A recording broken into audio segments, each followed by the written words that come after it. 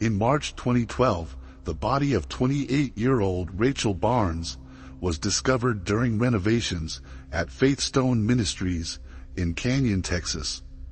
An investigation uncovered the horrifying double life of Reverend Samuel Grayson, a beloved preacher with a history of manipulation and murder.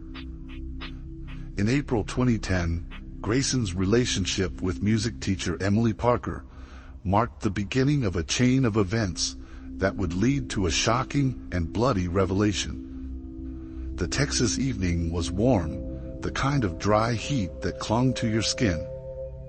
At a dimly lit gas station just outside Canyon, a woman stumbled in, barefoot and shaking. She was covered in dirt, her face streaked with tears, and her trembling hands clutched a cracked phone, as if it were the only thing keeping her alive.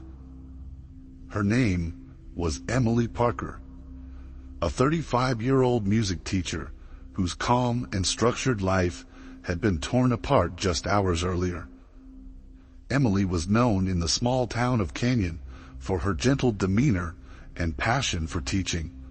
She worked at the local elementary school and was beloved by her students, who often left her thank you notes after class. Emily's life, though, had not been easy. In 2009, her husband left her, citing irreconcilable differences. It wasn't the divorce that shattered Emily. It was the loneliness that followed. She poured herself into her work, but by 2010, she found herself searching for solace.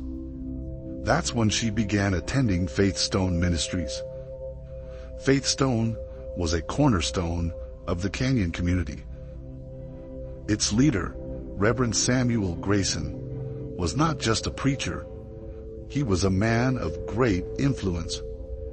Grayson had the kind of charisma that could make anyone believe they were the center of his world. His sermons were powerful, often punctuated by his booming voice and commanding presence. But it wasn't just his preaching that drew people in. It was his kindness. He had a way of making everyone feel seen, and Emily was no exception. Emily first met Reverend Grayson after a Sunday service in the early 2011. She was sitting in the last pew, nervously clutching her hymnal, when he approached her. He offered her counseling, telling her it was his mission to help people in their times of need. For months, Emily attended one-on-one sessions with Grayson. At first, the meetings were innocent. He listened as she poured out her pain about her divorce and her struggles with self-worth. But over time, the nature of their sessions changed. Grayson began to show a side of himself that felt less pastoral and more personal. Emily didn't realize it then, but she was not the only woman receiving this kind of attention. Born in 1968, Samuel Grayson was raised in Canyon, Texas, the only child of Pastor William Grayson and his wife Eleanor. Samuel grew up surrounded by the rituals of the church, attending every service and absorbing his father's teachings. By the 1986, Samuel had taken on leadership roles within Faithstone Ministries, often delivering sermons when his father was unwell. His father's death in 1992 left a void in the congregation, one that Samuel eagerly stepped in to fill. Under his leadership, Faithstone grew from a modest local church to a regional powerhouse. By the early 2000s, the church had over 1,000 members, a polished website, and regular appearances on local TV. To outsiders, Grayson was a man of faith, a widower raising his teenage daughter after his wife's death from cancer in 2005. But those close to him whispered about a darker side. Neighbors often commented on Grayson's strict demeanor. He rarely smiled off camera, and his relationships with women in the congregation raised eyebrows. Over the years, several women came forward to confide in each other about their unease. They spoke of Grayson's charm turning into control, of how he would insert himself into their personal lives under the guise of counseling. Grayson's sermons frequently focused on redemption, but his actions suggested he saw himself as more than just a guide. He had a pattern of targeting vulnerable women, those who had recently lost loved ones, gone through divorces, or experienced financial struggles. He would offer them help, a listening ear, and eventually, a place within his inner circle. One of those women was Rachel Barnes. Rachel was 28 years old, a single mother struggling to make ends meet after her husband left her in 2008. She had joined Faithstone Ministries in 2009, seeking support for her young son, Caleb. Rachel worked long hours as a waitress at a diner on Canyon's Main Street, often taking double shifts to pay for Caleb's daycare. Despite her hardships, Rachel was known for her warmth. She greeted every customer with a smile and never complained, even when her feet ached from hours of standing. By 2010, Rachel had become a regular attendee at Faithstone. Reverend Grayson quickly took notice of her. He would often single her out during services, asking the congregation to pray for her strength as a single mother. At first, Rachel was grateful. She felt seen, valued even, in a way she hadn't since her husband left. But as the months went on, Grayson's attention became more personal. He began visiting her at the diner, offering to pray with her during her breaks. He even gifted her Caleb's first tricycle, a gesture that Rachel found both kind and overwhelming. Emily Parker had been invited to Reverend Grayson's home for what he described as a quiet dinner to discuss a new charity initiative. She had been to his home before, a modest yet stately house on the outskirts of Canyon. But that evening, something felt different.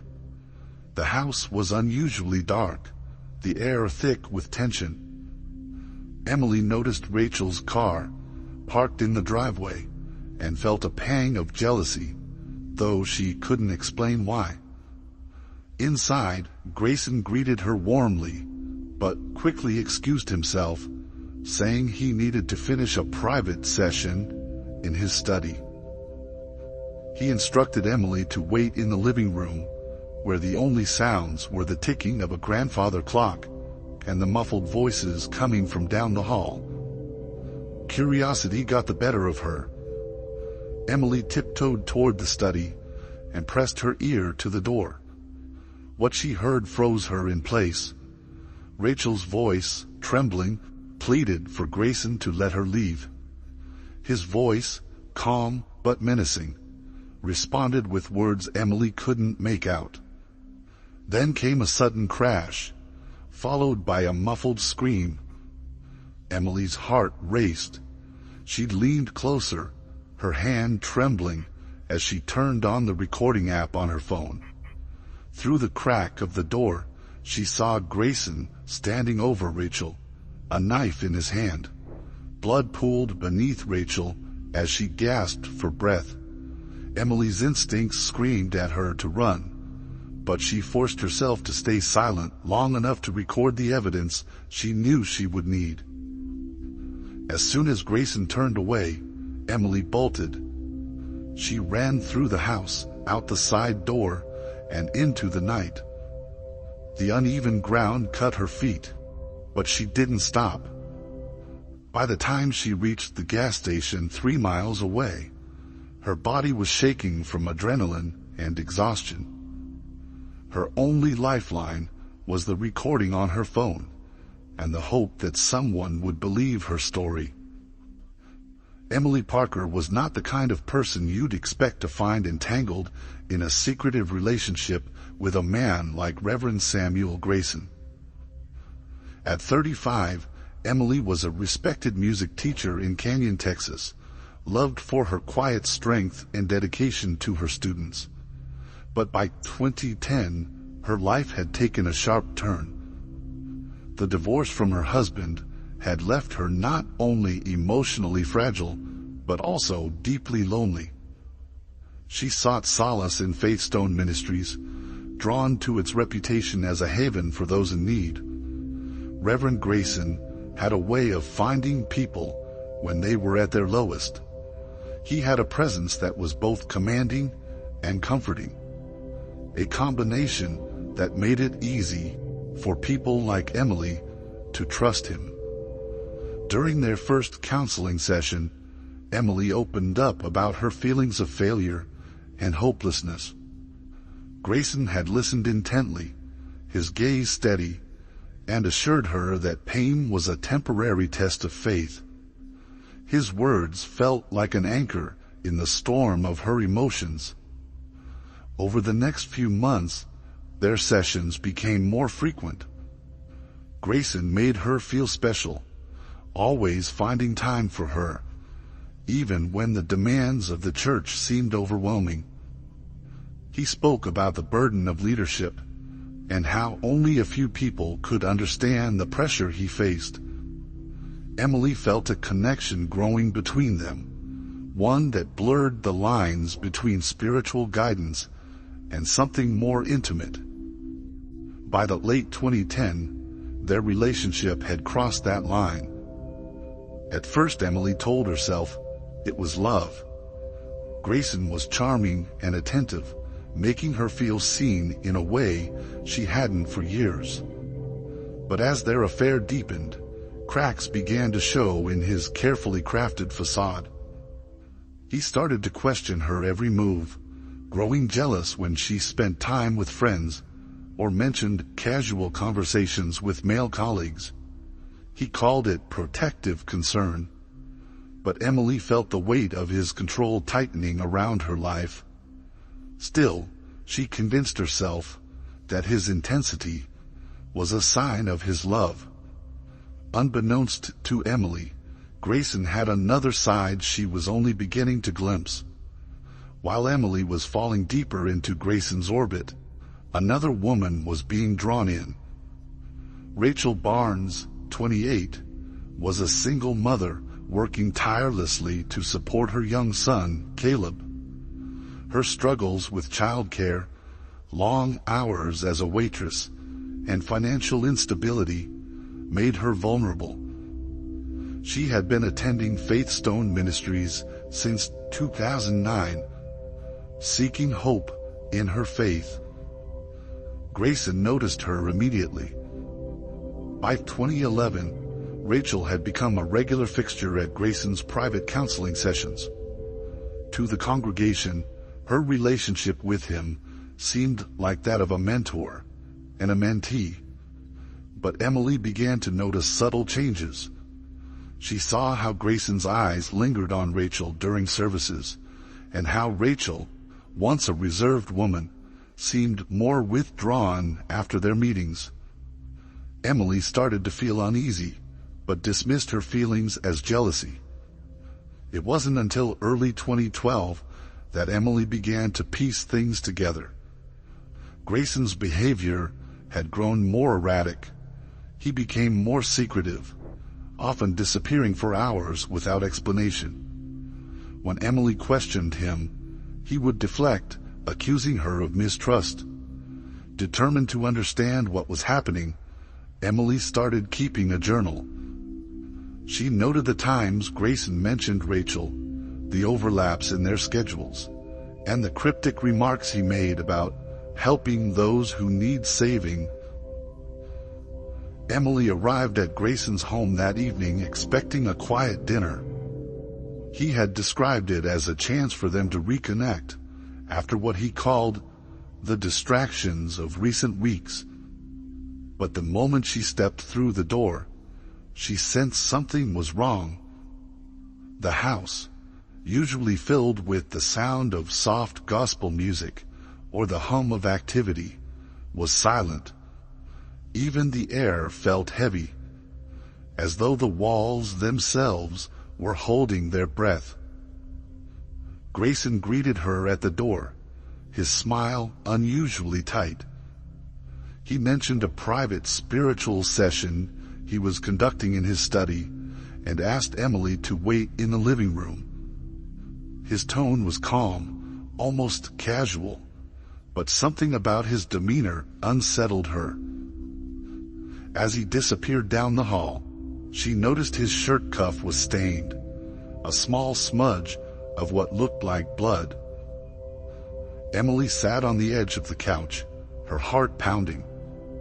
She tried to focus on the ornate decor of the room, the framed scripture verses and polished wooden crosses, but her unease grew with each passing minute. From down the hall, she heard muffled voices. One was Grayson's, his tone low and deliberate. The other was a woman's, Rachel's. Her voice was shaky, tinged with fear. Compelled by a mix of curiosity and dread, Emily rose from the couch. She walked quietly toward the study, her bare feet making no sound on the hardwood floor.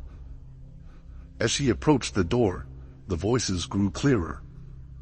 Rachel was pleading, her words coming out in bursts of desperation. Grayson's replies were calm, almost soothing, but there was a sharpness beneath the surface that made Emily's stomach twist. Through the small gap in the door, Emily saw the scene unfold. Rachel was on her knees, her hands clasped as if in prayer. Grayson stood over her, his face expressionless, a knife glinting in his hand. Emily froze, her breath caught in her throat. Grayson moved swiftly, bringing the knife down in a blur of motion. Rachel's screams were muffled as he covered her mouth with his free hand. Emily wanted to scream, to run, but her body refused to move. Her mind raced with thoughts of what to do. She fumbled for her phone, her hands shaking so badly she nearly dropped it. She managed to activate the recording app, capturing the sounds of Rachel's muffled cries and Grayson's chilling words. When Rachel fell silent, Emily knew she couldn't stay. She turned and ran, her feet barely touching the ground as she bolted through the side door. The cool night air hit her like a shock, but she didn't stop. She ran through the darkness, her bare feet scraping against gravel and sharp twigs. Every sound behind her felt like Grayson's footsteps chasing her down. When Emily finally reached the gas station 3 miles away, her legs gave out beneath her. The clerk, startled by her appearance, rushed to help. Emily thrust her phone at him, her voice barely a whisper, as she tried to explain what had happened. The police arrived within minutes, their flashing lights illuminating her bloodied hands and tear-streaked face. March 7th, 2012, the Canyon Sheriff's Department, prompted by Emily Parker's frantic testimony and her recording, dispatched officers to Reverend Samuel Grayson's home early that morning. The house stood calm and unassuming, its modest facade betraying nothing of the horrors Emily claimed had occurred inside. Grayson himself greeted the officers at the door, his demeanor unshaken. He was dressed neatly, his hair combed back, and his voice carried a practiced calmness. The officers requested to inspect the property. Grayson stepped aside, inviting them in with an air of confidence that unnerved even the most seasoned deputies. He spoke with a measured tone, denying all allegations and insisting that Rachel Barnes had left for a spiritual retreat the previous evening. He even presented a series of text messages from Rachel's phone, seemingly corroborating his story. These texts, painted a picture of a woman seeking solitude in clarity, asking for prayers during her absence. Inside the house, the study that Emily had described in vivid detail appeared pristine. There was no sign of a struggle, no blood, no misplaced furniture. The thick wooden desk was spotless, and the faint scent of lemon polish lingered in the air. Grayson explained away Emily's claims as the delusions of a bitter former lover, suggesting that her emotions had clouded her judgment. His confidence was disarming, and for a moment, even the officers doubted the severity of Emily's accusations. Emily's credibility came under scrutiny. The deputies noted her admitted affair with Grayson, a detail Grayson emphasized during questioning. To an outsider, her story could easily appear as a desperate attempt to smear the reputation of a beloved community leader. However, the recording on Emily's phone kept the investigation alive. While the audio was muffled and incomplete, it captured Rachel's panicked voice and Grayson's cold, chilling tone. The sheriff's department could not dismiss the case outright. March 8, 2012. The investigation stalled almost immediately. A thorough search of Grayson's home yielded no evidence to support Emily's claims.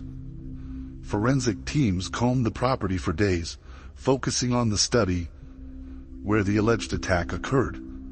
But the room was meticulously clean. Not a single trace of blood or physical struggle was found. Grayson's composure during these searches only bolstered his defense. He cooperated fully, offering access to every corner of his home and maintaining a calm, righteous facade. Meanwhile, Grayson's influence over the community came into full force. Faith Stone Ministries became a hub of support for the preacher. Congregants rallied around him, organizing prayer vigils and flooding social media with posts defending his character. They described him as a man of unwavering faith, someone who had guided their families through crises and inspired them with his sermons. To these loyal followers, Emily Parker was an outsider, an unstable woman trying to destroy a good man's reputation. Emily faced a harsh backlash. Church members whispered about her in grocery store aisles, and her once friendly neighbors turned cold. Parents at the school where she taught questioned her ability to be a role model for their children. Emily's world began to crumble under the weight of public scrutiny. She had risked everything by coming forward, yet the very community she sought to protect had turned against her. Despite the isolation and fear, Emily clung to the hope that justice would prevail. Unbeknownst to the investigators, Grayson had secrets hidden in the depths of his home. Beneath the foundation, concealed behind a reinforced trapdoor in the basement, lay a hidden room. The room was a macabre vault of Grayson's darkest secrets. Quicklime barrels sat in one corner, evidence of his methodical approach to disposing of his victims. The walls were lined with shelves containing letters, jewelry, and personal items belonging to women who had disappeared over the years. Polaroid photographs documenting his crimes were carefully organized and stored in a locked chest. Rachel's body had been dealt with swiftly. Grayson, knowing the risks of being caught, had used the quicklime to destroy any trace of her remains. He had spent the night meticulously cleaning the study and crafting his alibi. His years of manipulation and careful planning had prepared him for moments like this. The facade he wore in public was unshakable, and his hidden crimes were buried so deeply that even the most diligent investigators had no reason to suspect them. March 20th, 2012. The investigation took an unexpected turn when a construction crew working on renovations at Faithstone Ministries stumbled upon human remains buried beneath the church's foundation. The discovery was accidental. The workers had been digging to reinforce the building's structural integrity when they uncovered a shallow grave. Dental records confirmed the remains belonged to Patricia Lane, a woman who had disappeared in the 2007 after attending one of Grayson's women's retreats. Patricia's disappearance had been a mystery for years. She was a bright and ambitious 32-year-old who had joined Faithstone Ministries, seeking guidance during a difficult time in her life. Her sudden vanishing had left her family devastated and baffled. At the time, authorities had no evidence to link her to foul play, and the case went cold. The discovery of her remains shattered the illusion of Faithstone as a sanctuary of hope. The discovery opened a floodgate of questions. Investigators began to re-examine other missing persons cases connected to the church. Financial records from Faithstone Ministries revealed large cash withdrawals and unreported donations spanning over a decade. These funds, investigators suspected, were used to fund Grayson's lavish lifestyle and to cover up his crimes. Grayson's carefully maintained image began to crack as the evidence against him grew. The community, once so steadfast in its support of Grayson, began to waver. Doubt spread like wildfire as people questioned the man they had revered for years. Emily Parker, though still ostracized by many, felt a glimmer of vindication as the truth about Grayson's sinister activities began to surface. The discovery of Patricia Lane's remains marked the beginning of Grayson's downfall. For years, he had managed to stay ahead of suspicion, hiding his crimes behind his position of power.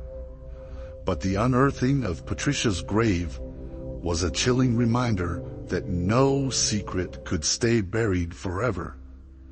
Investigators were now closer than ever to uncovering the full extent of his monstrous deeds.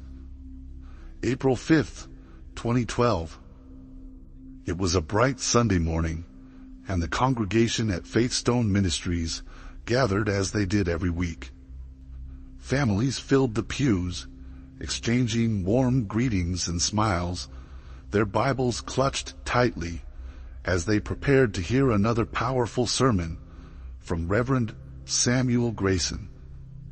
The choir sang hymns that echoed through the sanctuary, and sunlight streamed through the stained glass windows, casting colorful patterns on the floor. For many, this was a sacred ritual, a moment of peace in their busy lives. Grayson stood at the pulpit, commanding attention with his usual calm authority. He wore his signature black suit and carried the same worn Bible he had preached from for years. His voice, steady and reassuring, filled the room as he began his sermon. The congregation hung on his every word, unaware of the storm brewing just outside the church doors. At 10:45 a.m., the double doors of the sanctuary burst open. The sound of boots against the tiled floor echoed through the room, silencing the congregation mid-hymn. Members of the Canyon Sheriff's Department entered, led by Detective Mark Caldwell, a no-nonsense investigator who had spent weeks piecing together Grayson's crimes. The congregation gasped as the officers walked purposefully down the aisle toward the pulpit. Grayson did not flinch. He closed his Bible with a deliberate calm, his expression serene, as if he had been expecting this moment. The officers announced the charges: multiple counts of murder, abuse, and embezzlement. Gasps and murmurs rippled through the pews as parishioners struggled to process what they were hearing. Some began to cry, clutching one another for support, while others stared in stunned silence. Grayson raised his hands, allowing the deputies to handcuff him without resistance. His eyes scanned the room, his calm demeanor unnerving as he maintained a faint smile. As the officers escorted him down the aisle, Grayson turned to the reporters gathered outside the church. Flash bulbs lit up the scene as cameras captured every moment. He spoke briefly, declaring his innocence and insisting that he was being persecuted. His words sent a chill through those watching. To his most loyal followers, this was a test of faith. To others, it was the first crack in the image of the man they once revered.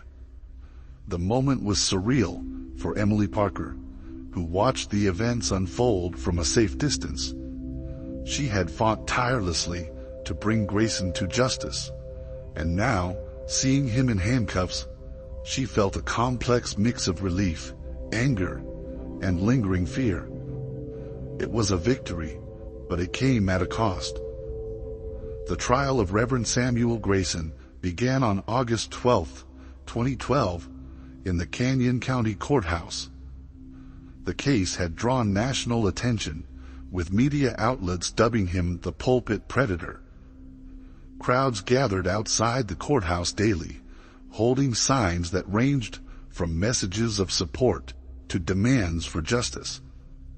For weeks, the community had been split between those who believed in Grayson's innocence and those who were horrified by the revelations of his crimes. Inside the courtroom, the atmosphere was tense. The prosecution, led by District Attorney Linda Harper, meticulously laid out the evidence.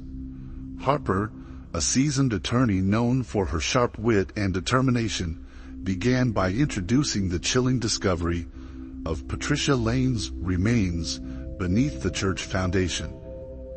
Dental records and forensic analysis left no doubt about the identity of the victim, linking her death directly to Grayson. Harper then presented Emily Parker's audio recordings, the most damning pieces of evidence in the case. The courtroom listened in silence as the muffled sounds of Rachel Barnes's desperate pleas and Grayson's cold responses filled the room. The recordings painted a vivid picture of the preacher's brutality, leaving many in the audience visibly shaken. The contents of Grayson's hidden vault were also revealed. Photographs, letters, and personal belongings from multiple victims were displayed as evidence. The jury was shown the Polaroids in a carefully controlled manner, each image a haunting reminder of the lives Grayson had destroyed. The prosecution argued that these items were trophies, kept as sick mementos of his crimes. Testimonies from survivors added another layer of horror to the trial.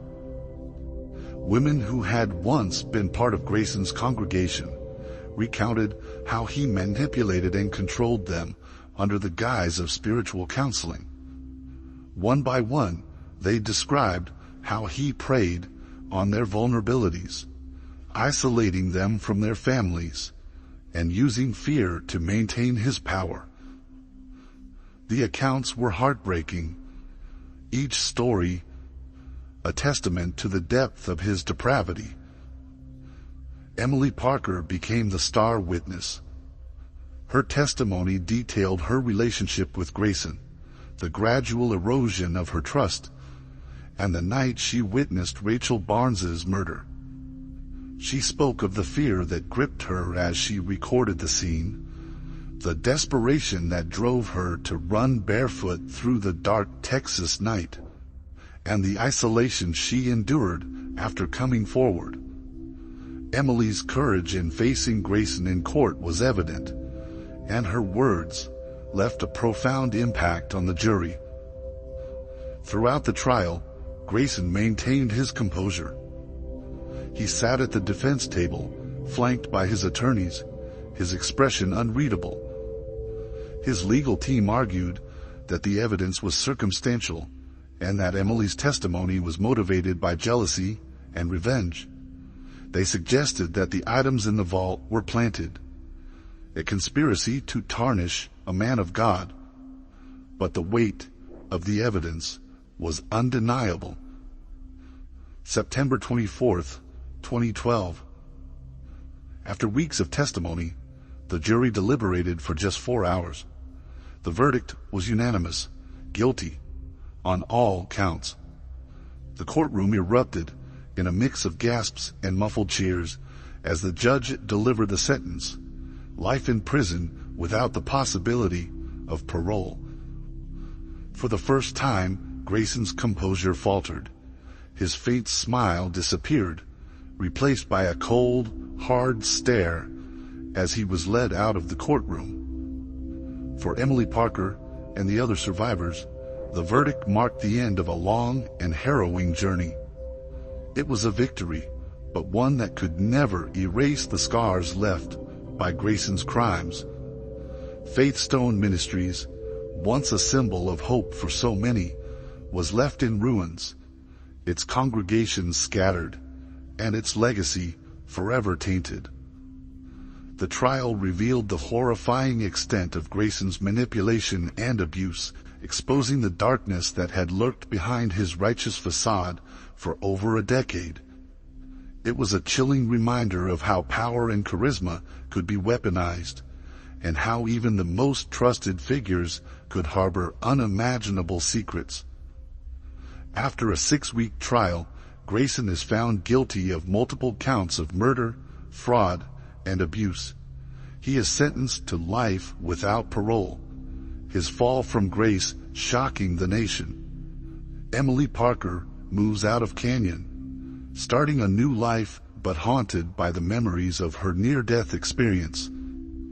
Faith Stone Ministries dissolves, leaving its followers grappling with the betrayal of the man they once idolized. Grayson's case remains one of the darkest chapters in Texas history, a chilling reminder of the evil that can hide behind a mask of righteousness. Don't forget to like and subscribe to stay updated on our daily true crime stories. If you thought this case was shocking, you won't believe a Catholic priest affair with an illegal immigrant that took a bloody turn.